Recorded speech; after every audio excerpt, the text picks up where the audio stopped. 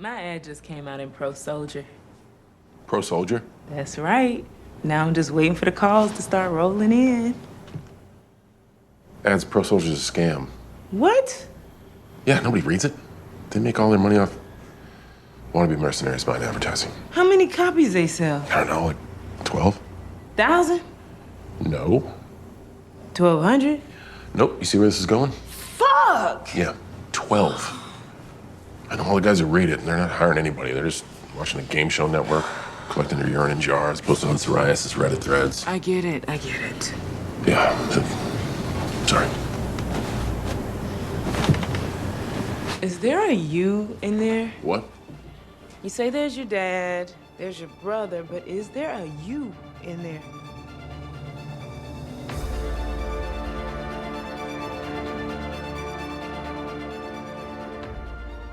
Hey, panelists, welcome back to the show. I'm Mark. And I'm Steve. And this is Panels to Pixels podcast. And in this particular episode, it's going to be a spoiler-full podcast about Peacemaker Season 2, Episode 4, entitled, Need I Say Door?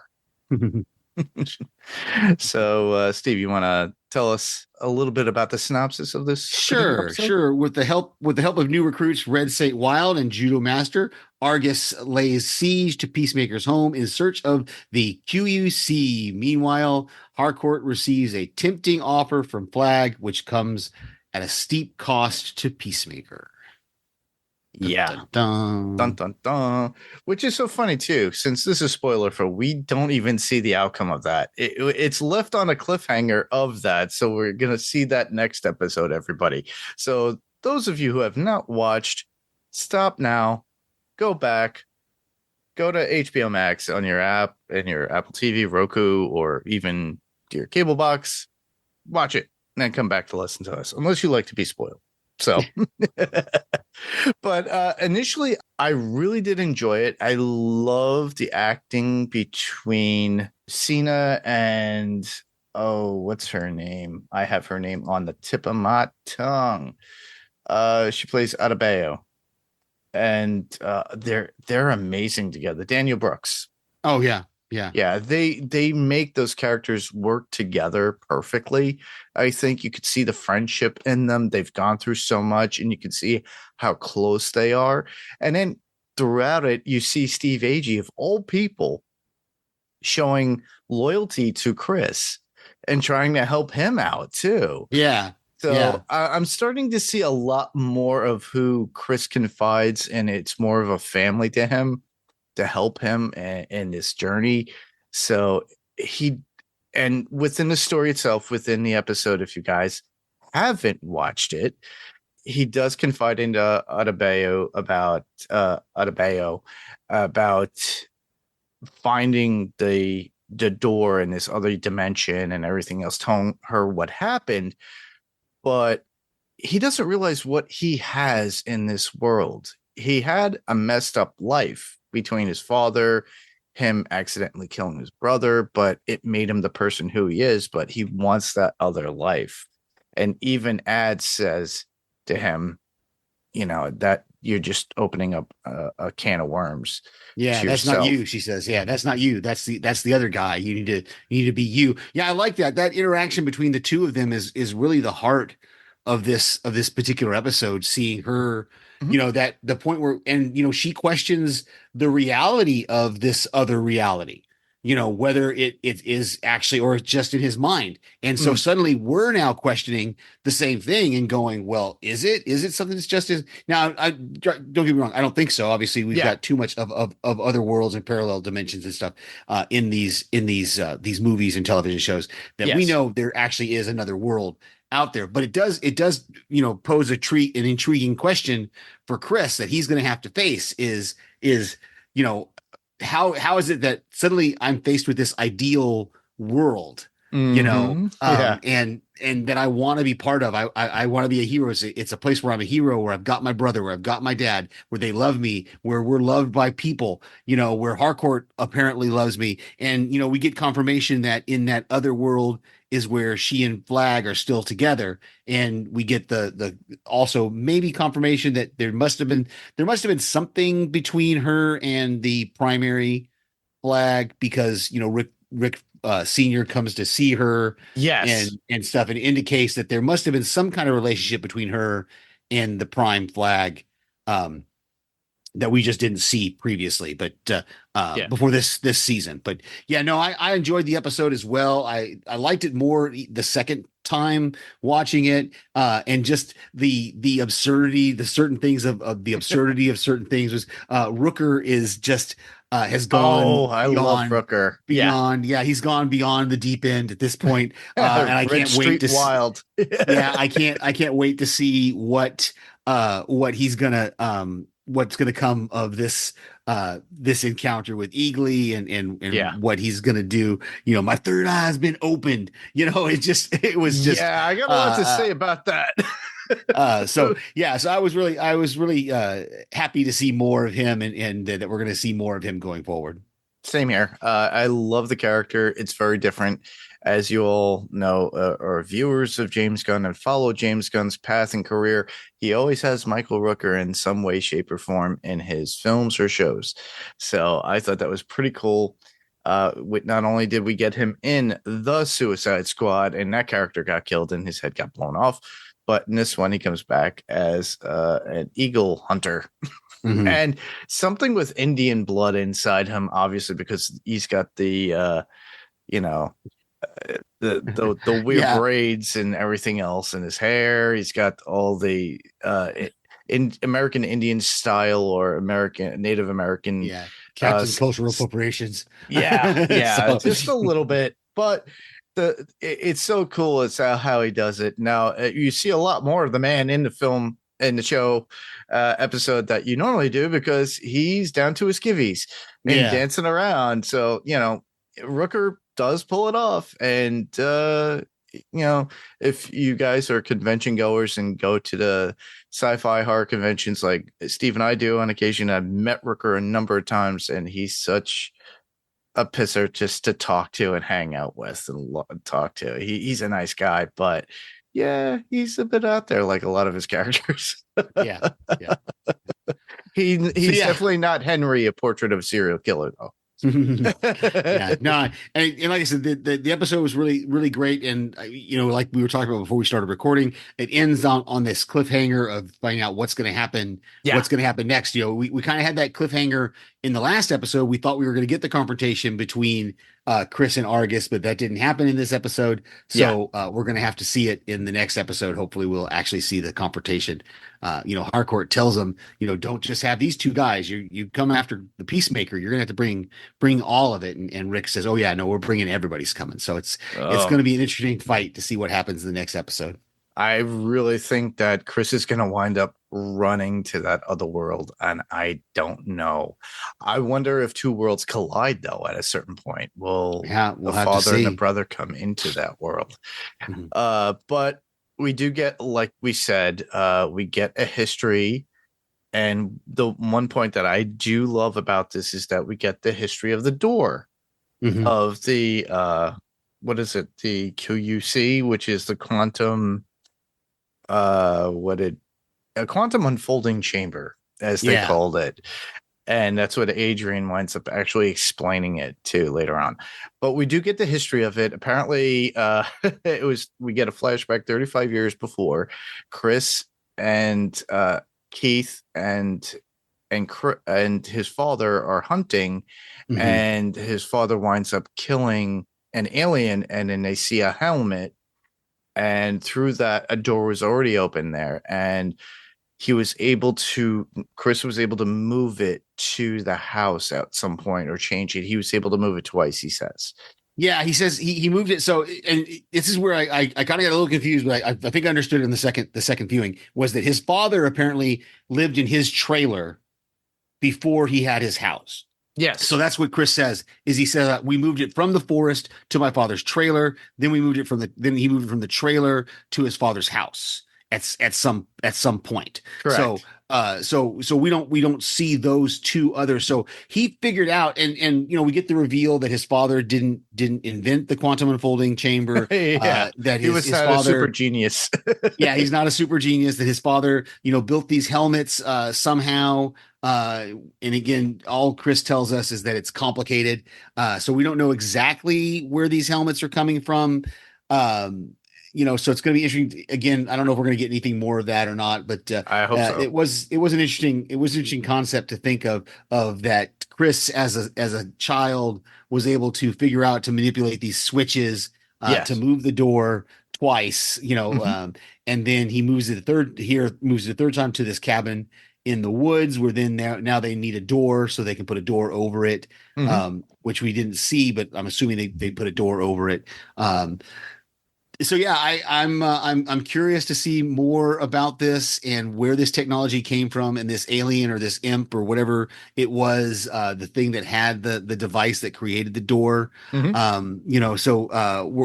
may or may not see more of that. I don't know, but it is kind of cool. Again, one of the things that stood out to me was something that it had never even occurred to me until Adebayo brings it up, is that she questions the reality of this other alternate reality. Correct. Yeah. And she makes it seem almost like Chris is hallucinating, because she says, "Wait, you saw your father like when you saw him in the first season after he died?" He goes, "No, it wasn't like that. It was different." Because we saw in the last episode of the last season where he has that vision of his father sitting there drinking with him.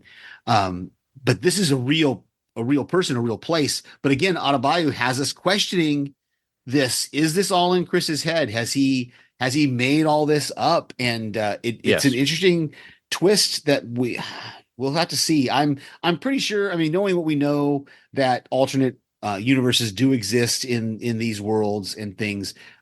It's more likely that he actually is experiencing this, that it's not all in his head. But it does raise some interesting questions that Adebayo gives us, is that questioning that reality of is it really, this ideal sort of place that you found where Harcourt is with Flag, but she loves you and you're regarded as a hero, your brother's alive, your dad's everything alive. is perfect to Chris at this point in that world. And it's hard for her to understand or take, for the fact that he's grown up with such a messed up life.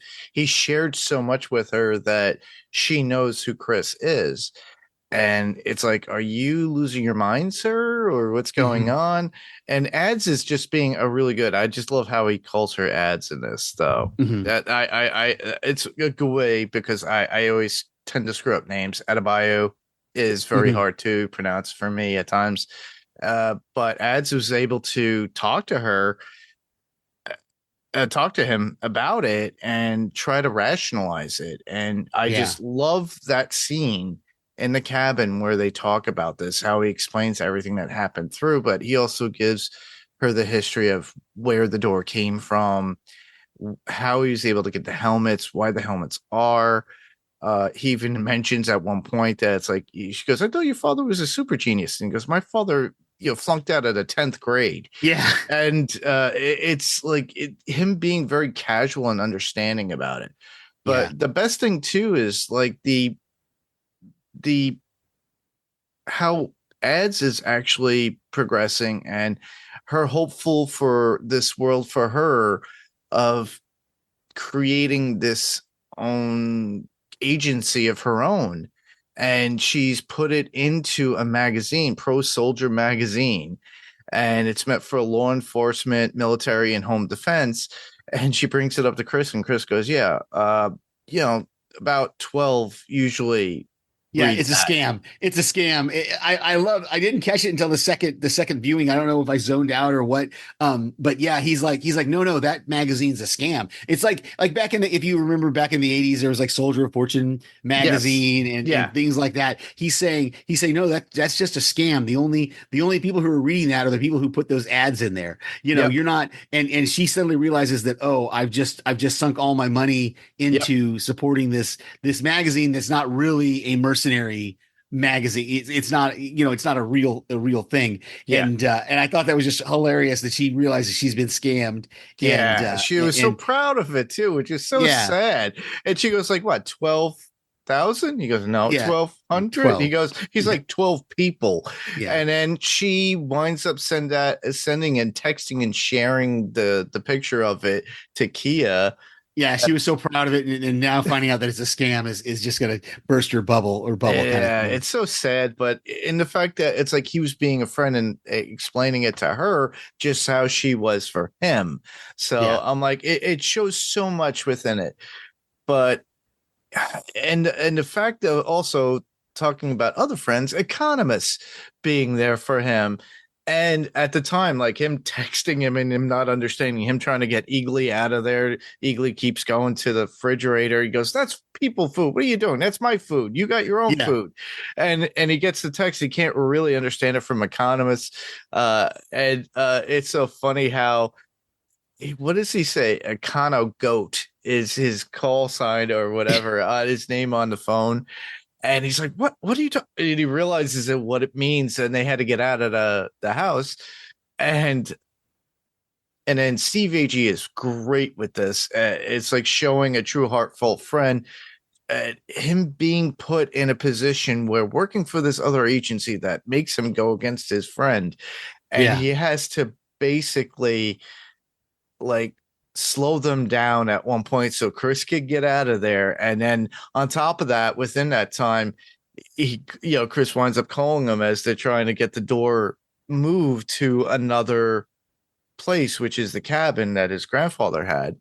yeah. And that cabin looked like something out of the Evil Dead. I don't know, everybody. Yeah, it did. It was totally the Evil Dead cabin. Yeah, yeah, completely reminded me of the same thing. Cabin in the Woods, Evil Dead. Yeah. Totally had that same vibe, especially when it explodes, when he moves the door. Yeah, no, it was great. It was great to see economists, standing up for, and I love how he just owns it with Bordeaux. Bordeaux is like, I don't have to take your crap, and economists is like, well, actually, you do. You should have read my file because my file told you that I had these antisocial or these I have these social dynamics where I do interact with Peacemaker and with this. So you just, it is your job to deal with my crap. So I thought it was really cool that he just owns it and he's just like, no, you do have to deal with it. And she realizes that she has no other choice. He's the only guy that can hack the door, and so they just have to let him stall, even though they know he's stalling. They have to let him stall. They're just like, he's like, do you hear a cat? And they're like, no, there's no cat. Just open the door. And so yeah, it was really good to see economists having. And again, it's one of those moments when Rick Flag Sr. is in Harcourt's apartment and he sees the picture from season 1 taken of them, the selfie when they're in the back of the van, the Winnebago or whatever it is. Yeah. Yeah. That I thought was really, really cool that she still has that picture of them as a family. And like you said, that this whole idea that we spent the whole first season building them together as a family. And in this season, they've been torn apart. And seeing how they're going to come back together by the end of the season is I'm hoping anyway they come back together by the end of the season. It's literally them being distant for a while. They came together for that big party scene, that particular episode we spoke about. I think it was episode 2. And now there's been time in between. Everybody had to settle into their own things. Addie has her own thing that she's been working on. Harcourt trying to struggle with her aggressive behavior and being pretty much black booked by every person because of Waller, and Flag telling her that flat out that, you got black booked by Waller as she left the door. And you can't get hired. And now that's why she is being torn apart by turning on Chris at this point, if you think about it. And then you got economist working for Argus still at this point. You know, he still retains his job, but having to deal with Bordeaux and Flag and Flurry. Yeah. Yeah. And it's just like, oh, I'm dealing with these asshats that just Mhm. seem to like I can't get along with. Bordeaux, there's a little bit more of a respect in it to some degree. Flag just does not care. He's on a vengeance hunt. And Flurry is I just love the actor, but he's Yeah, I think Tim Meadows is doing great. It's a weird Flurry's got a weird way of bouncing between trying to include economists, but then also excluding him at the same time. And that moment when I think there's a break though, and we're going to have to see how it goes into the next episode when economist spits on him. You know, I just was like, whoa. When I saw that, I was just like, whoa, that's extreme, dude, because that's a reason to go. Somebody spits on you. yeah. I was surprised at the restraint that they had Fleury's character keep when he does get spit on, and Bordeaux kind of holds him back there a little bit. But I thought it was great that he keeps calling him Ginger Cool, even though he doesn't like that. And GC. Yeah, GC and all that. So yeah, Tim Meadows, he's a little confusing to me. But I like the character. I like what he's doing with it, and can't wait to go more forward and see what more we have of this. You know. Yeah, I really did enjoy the interactions, how they were able to work up with the characters. You know, it's like more character improvements as they go along and moving the story along too. So I like it. This was a short episode at 39 minutes of all things too. Yeah, real and quick. It goes by quick, but there's so much that happens within it. So thankfully, I love how Chris calls Adrian to get a bunch of doors and hinges and meet him at the cabin. And of course he's like, yeah, I'm his second best friend. It's like I knew about this. Oh, it's the quantum chamber. Yeah. Vigilante is he's so eager to want to be Chris's friend, and he says, I brought a bunch of doors, and what looks like to me, he's only had like two. There was only like two doors strapped to the top of his car, but then Chris, I got to borrow your car so I can go meet Harcourt. And so I thought it was interesting. I couldn't get, and maybe I missed something in between, was because Vigilante was in the van with them when they were going to attack Chris's home, but then at some point he leaves because I guess I was a little confused by that. You know, that whole thing about when she tells them all to shut up and Vigilante's in the van and he goes, well, I didn't say anything. And she's like, well, you did now. Now you said something. I wanted to go, but where did he go in between? And then suddenly he shows up at the cabin like he's known all along. And so there's this disconnect there. Yeah, that I don't know. Yeah, it just, there's a little bit of a disconnect of things they're not showing us that they're just leaving us to assume. Like I said, we didn't see him actually contact Vigilante, but obviously he did contact Vigilante and asked him to bring the doors, because that's the first thing Vigilante says is, "Oh yeah, I brought the doors and stuff that you asked for." And he goes, "Oh yeah, come." You know, so we never saw that. So I was kind of I don't know. I'm a little confused with his character. It's almost like they're shoehorning him in because they couldn't figure out a way to officially make him part of the team, but they want to keep the character in there for us. So they're putting him in these moments like Adebayo when she comes into the cabin and she sees all the spider webs. She goes, "Oh, Adrian would love this." I remember like 2 episodes ago, he's been listing all these different animals and spiders. He was spiders, like, "Oh, ask me about a spider and stuff." Yeah, and it just feels like his character. It just feels like they're holding back on him. I think either holding back on him or they're just, like I said, they're pushing him on us. They're forcing him in because there's no natural spot for him to be included. Is what I think. There's no natural spot, and so they're kind of they're pushing him on us. Every time he comes in, it's just like I'm like, I want to go. Why are you here? Like, well, what do you do we get a casualty at the end of the season? Do you think it might be Adrian, and it's just maybe them trying to give us like a character that we like? because they're such Are they a trying to make us care about him by having him? Like to I some said, it's just degree. it's been so these first 4 episodes. Every time he showed up, it's just been so random Yeah, it that it's is. just like even when he shows up at the He's like the party, comic relief. okay, but it's like he I- just shows up at the party, and I'm just like, how did he even know to be there? Like he they're like, how did you get here? Well, I came with the fire escape, and they're like, but how did you even know? I don't know. It feels like they're pushing his character on us. It's just not natural. It's just not natural. Well, he was kind of pushing himself in the first season too, if you remember. He pushed himself into Chris's life. Right. And that's what I'm saying and now it's like the writers are pushing him on us, but not giving us, but they're not giving us the context. Yeah, they're not giving us the context of him. They're giving us dialogue that tells us why he's included, but we're not seeing those episodes. We didn't see Chris call him and ask him for the doors. Yes. All we know is he showed up and goes, "Oh, here's the doors you asked for." And I'm like, when did Chris have because when did in between meeting with Adebayo and when did he contact Adrian, and why did they just show us that? Like I don't understand. It's almost, if you ever watch Rick and Morty, like there's a character that they kind of shoehorn in one of the seasons, Mr. Poopy, but yes, he just kind of shows up all of a sudden, and now he's suddenly in all these different moments. And that's what I feel like with Adrian, is that he's just showing up at these moments, and I'm like, why are you included? So it's like he's there for comic relief, and he's not a credible character in any way. Yeah. And he's not even very funny. I mean, it's not even, it's comic relief, but he's not even doing anything. Like, he didn't do anything. There was nothing in this episode that he did. I want to see the character do better and do more and be more important. I mean, at least first season, he was part of like he took the gun and shot the senators. Like he did stuff in the first season. Yes, he did.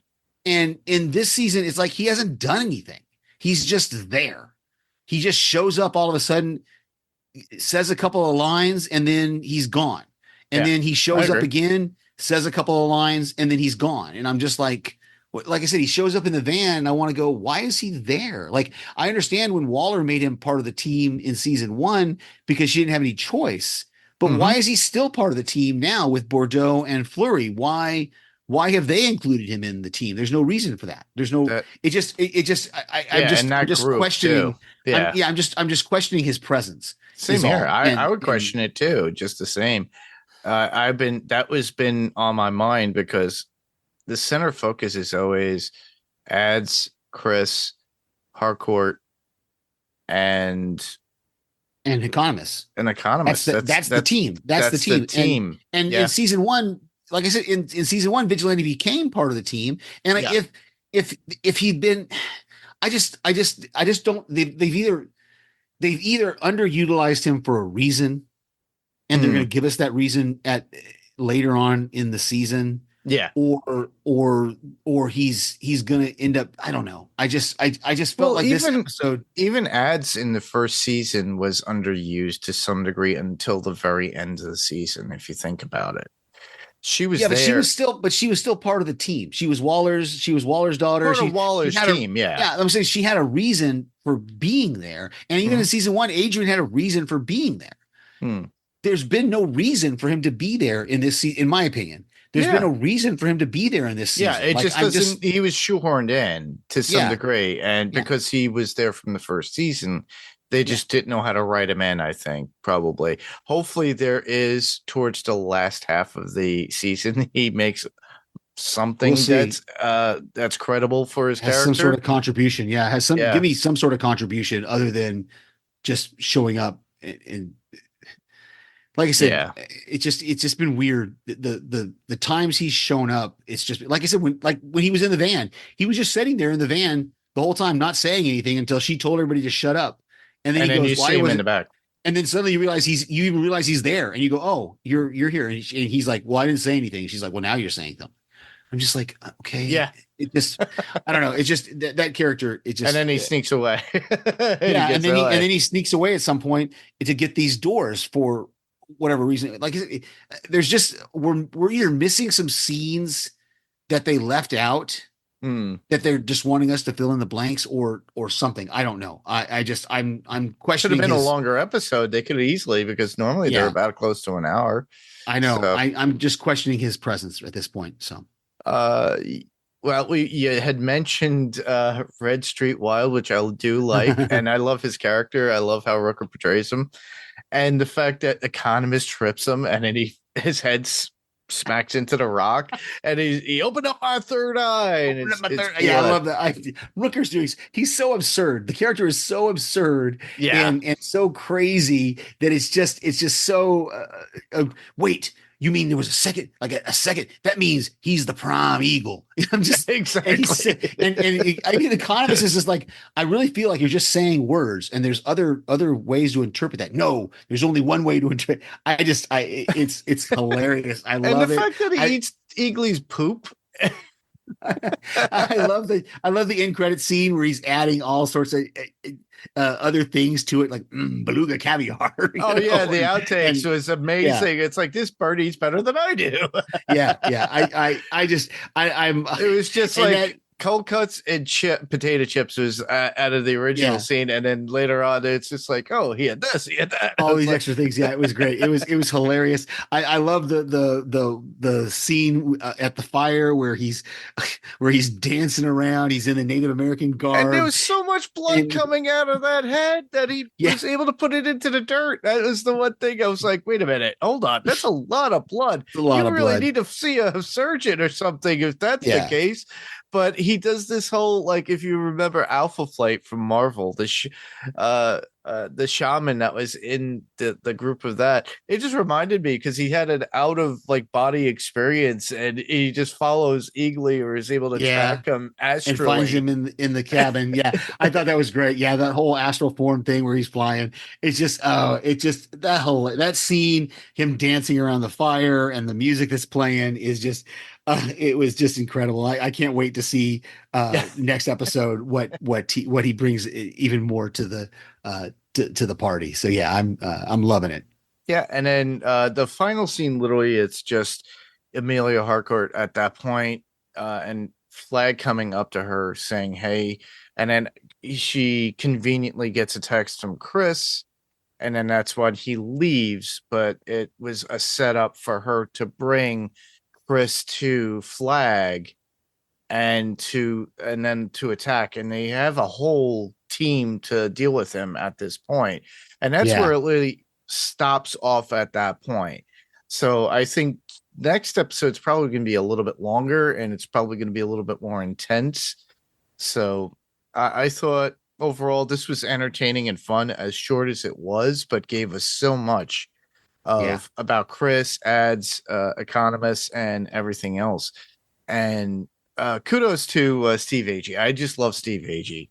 He's such the comedic actor, but he can do serious, as you could tell within this episode. He was very serious with Fleury and Bordeaux, and just getting that dialogue out there and acting his ass off.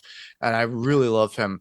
The best part is, if you listeners are not aware of Steve Agee's work, if you really want to see some funny stuff, if you're not a fan of Superstore, it was like back in 2017 maybe to 2020. It ran about 5 or 6 years, almost about 5 seasons. He was in that from season 4 on. So I think about maybe that close to 7 seasons. I just did a whole rewatch of it. I have it on iTunes, but he's in there from I love Superstore. It's a great show, but he was in there season 4. He's not in there all the time, but he's hilarious in it. And you got to watch it if you want to see more like comedic. Yeah, he did. Stuff. He had a recurring role on New Girl. Yes, he was outside Dave.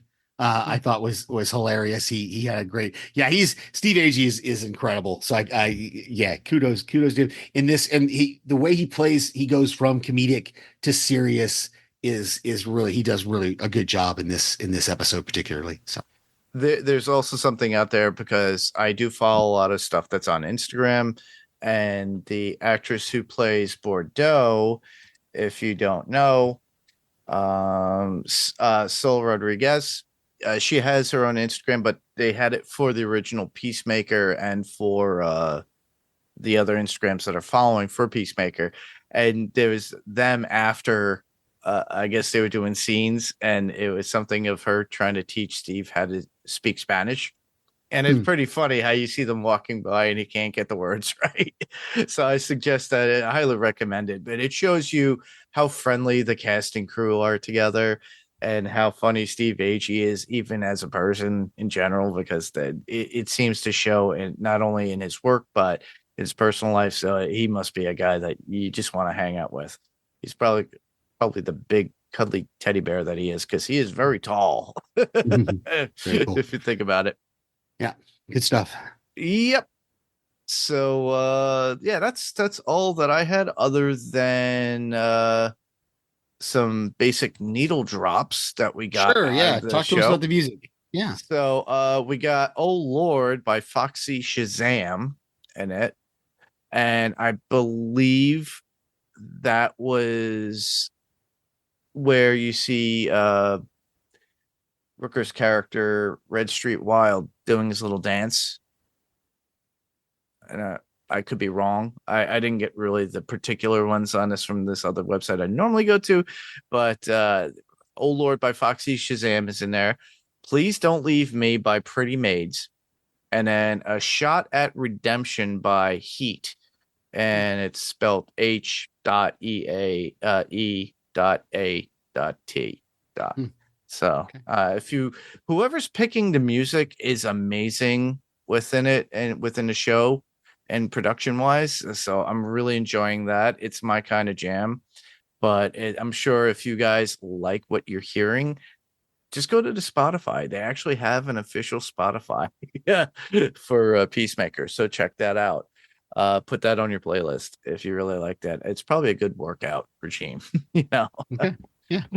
But yeah, that's all I got, other than a couple of quotes.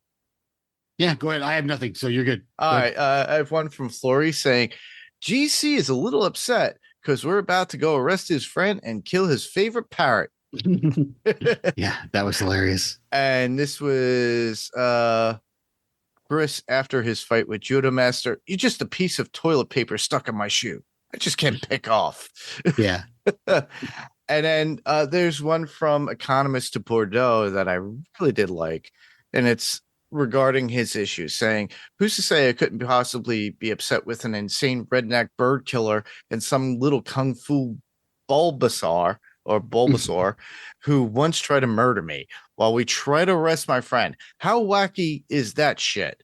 Then Bordeaux says he's paid for that, then goes into, "If you read my dossier, you know I have a social deficiencies that are worth dealing with for all my other talents.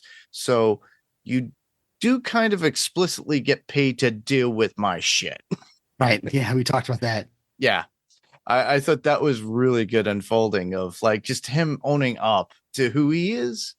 And and it's showing the character in his true trait. Not sure what you'll get as far as like a clip for the intro, but you'll get something. But nice. Yeah, when this comes out, you'll be like, "I like the clip," or "I hated the clip." But yeah, that's sums up about our coverage on Peacemaker season 2, episode 4. But yeah, we're at that point where podcast recommendations, or where listeners could hear you. Yeah, I was just typing in the doc. Yeah, I want to say some podcast recommendations. I've been really enjoying the coverage of Alien Earth by TV Podcast Industries and Podcastica both. Awesome. They're doing a great job of covering that show. If you've not watched Alien Earth, if you're a fan of the Alien franchise, check it out. It's a really good, it's a good watch. It's on Hulu, and they do a great job of covering those shows. Yeah, sure. I do agree with that too. I have a lot of catch up on the actual episodes of Alien Earth, but I plan on doing so now that I've finally finished Dexter Resurrection with Becky and everybody else. You were there for the last episode. Yeah. Yep. So we kind of finished that up there for that. Well, other than that, yeah, I mentioned that we did that on What's On Tonight. There's a lot more stuff out there. Well, just to let you guys know, other than here on Panels to Pixels podcast, I can be heard on Sandman Cast. We have one more episode to cover. By the time you get to hear this, I've already have the last one out on Panels to Pixels, which is the finale of Sandman on season 2. But there's one extra episode. Podcast Go will get it just the same. I can be heard on Adrenaline Cinema podcast as well, and the Harcourt Entertainment podcast. Whenever we throw anything out there, like What's On Tonight or the Hardcore Music podcast. So just keep you guys notified. The PowerCoreEntertainment.com site is up and functioning and running, and we have links for Adrenaline Cinema podcast, Panels to Pixels podcast, and soon What's On Tonight will have everything recording. If you wanted to go see or listening to your their Spotify playlists on there are links to those as well. So there's going to be there for Adrenaline, Panels, as well as What's On Tonight. I just have to do little minor things, and then it'll be the Hardcore Entertainment podcast eventually as well, with dinner with her. And then that's about it. And I can be heard on various other podcasts that I send voicemails to. So check those out. And of course, right here on Panels to Pixels podcast. Awesome. And we could be heard on Spotify, Apple Podcasts, or whatever podcast player of choice. There are going to be ratings or reviews for both Spotify and Apple Podcasts. Please do so. 5 stars are always welcomed. And just write a little review if possible. You could, like I said, you could easily go to hardcoreentertainment.com. If you don't know how to spell that, you can easily go to our podcast notes and then just click on the link. You could find us on Facebook and just go to our Facebook group to catch up. I did post something about it to send in feedback. All you have to do is go to facebook.com/panels to pixels. We could be found on YouTube. Search Panels to Pixels podcast. Subscribe, like what we're doing, and give us a thumbs up. Ring the bell as well to be notified. Some people listen to it, and we do get feedback through that as well. You could email us, panels2pixels1@gmail. So that's panels 2 spelled out to pixels and the number 1@gmail.com. You could just text out your thoughts and we'll read them on the next time we actually record. Or if you want, you could just record yourself and send them as an attachment, and it would be as if you're on the podcast as well. Or even if you just want to say hi, we like that. So next week we are covering season 2, episodes 5 of Peacemaker, and along with that, what's coming out next week as well, which I'm looking forward to, Marvel Zombies. It's going to be out on Disney Plus come the 17th. So we probably will start that the following week. Whether Steve and I together will be doing it or somebody else will jump in, we don't know yet, but we'll have something out there teased out for you. I know a couple of people wanted to talk about it, but they didn't really guarantee me anything. But we'll get into it when we can, because right now Steve and I are covering Peacemaker. We love talking about Peacemaker. Yeah. So that's about it. And I just want to thank everyone for listening. I'm Mark. I'm Steve. And this was Panels to Pixels podcast. Same podcast, different panel, different pixel. And we'll see you on the next panel. Good night, everybody. Good night.